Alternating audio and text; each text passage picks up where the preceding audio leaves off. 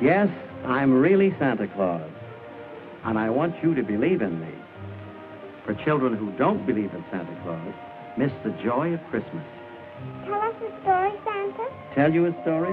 Certainly. Once upon a time, on Christmas Eve, there was a little girl named Laura who was looking at her book of Mother Goose tales. As she turned the pages, she began to wonder what they did in the land of Mother Goose on Christmas Eve. And then, through the trees, Laura could see something else going on. As she got nearer, she realized it was the story of the Littlest Snowman. Once upon a time, there was a small, lopsided ball of white who was known as the Littlest Snowman. He twinkled merrily at the passers-by and was great friends with the birds, the cats, and the dogs.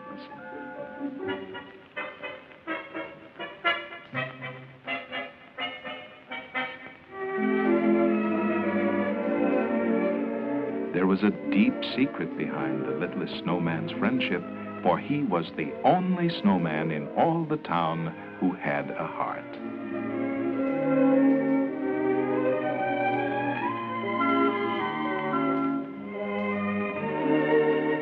True, it was only a candy heart put there by the little boy who had made him.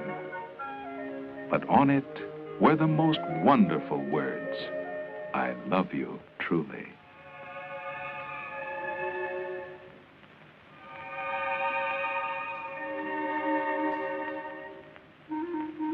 Every night, when the thermometers had struck the magic degree of 12, all the town's snowmen gathered in the park.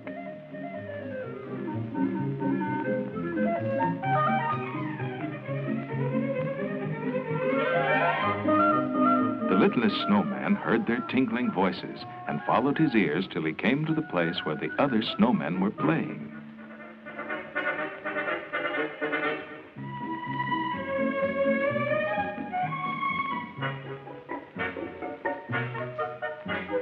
Some of the snowmen were having a game of darts with icicles.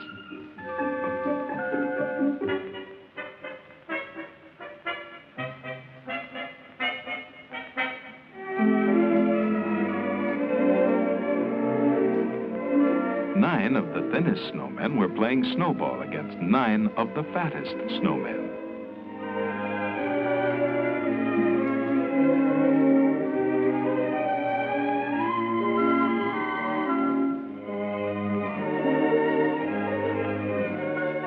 The littlest snowman was feeling a little bashful until a big snowman cried, "What have we here? Who are you?"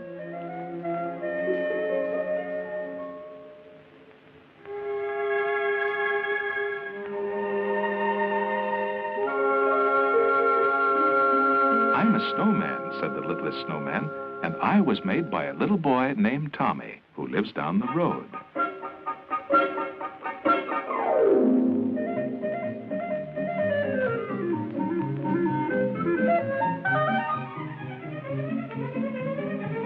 Just then, all the snowmen noticed a bright light in the sky.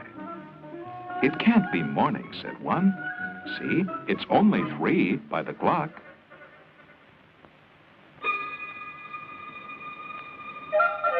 Then a very old and wise snowman spoke and said, "That light is a fire."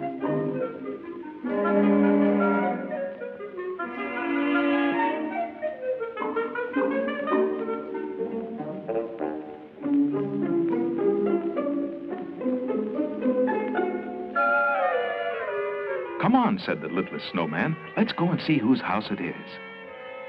All the other snowmen were so surprised, their coal black eyes popped out.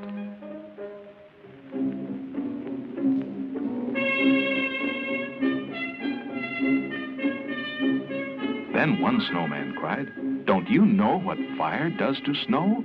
We'd all melt before our time. Hurry, let's go home."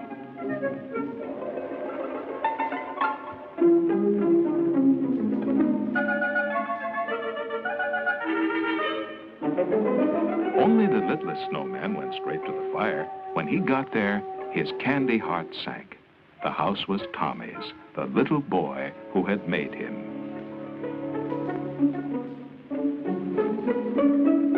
"Oh, dear me," he squealed, and ran to the nearest fire alarm box, but his snow arms were too soft to pull the handle. He tried to ring the bell in the church, but though he jumped and jumped, he could not reach it. In despair, he made a lot of snowballs and ran down the street, throwing them through every open window. One of the windows was the mayor's, and the snowball hit the sleeping mayor right on the nose.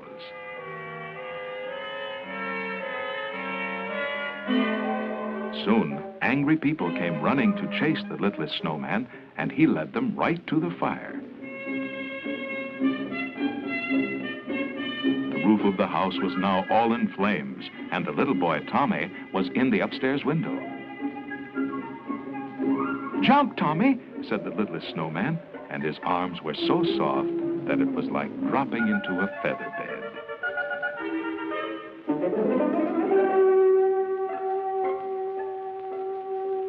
The littlest snowman collapsed from the heat, and the mayor called, "Quick, give this hero the best first aid."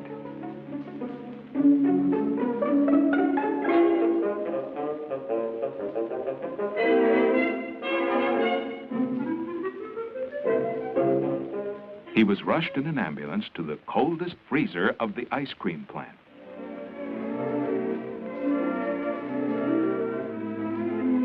The next day, the mayor made a speech. Everyone contributed so that a statue could be made of the littlest snowman. And so the statue was placed on a pedestal in the park for everyone to see. And that was the end of Laura's wonderful visit to Fairyland on Christmas Eve. But you are really Santa Claus, aren't you? Virginia, I'm going to answer your question by telling you what to say to any of your little friends who lose the wonderful spirit of Christmas. They do not believe except they see.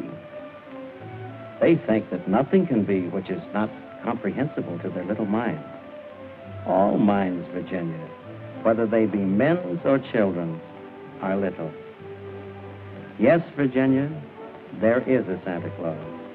He exists as certainly as love and generosity and devotion exist. And you know that they abound and give to your life its highest beauty and joy. Not believe in Santa Claus? You might as well not believe in fairies. Nobody sees Santa Claus, but that is no sign that there is no Santa Claus. The most real things in the world are those that neither men nor children can see. Did you ever see fairies dancing on the lawn? Of course not. But that's no proof that they are not there.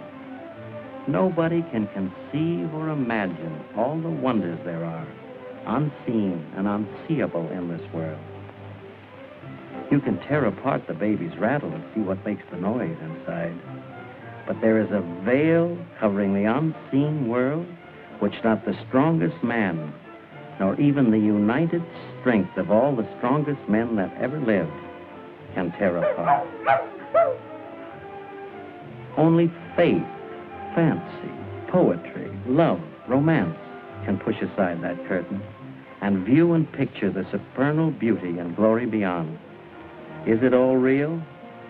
Ah, Virginia, in all this world, there is nothing else real and abiding. No Santa Claus, he lives, and he lives forever. 1,000 years from now, Virginia, nay, 10 times 10,000 years from now, he will continue to make glad the heart of childhood.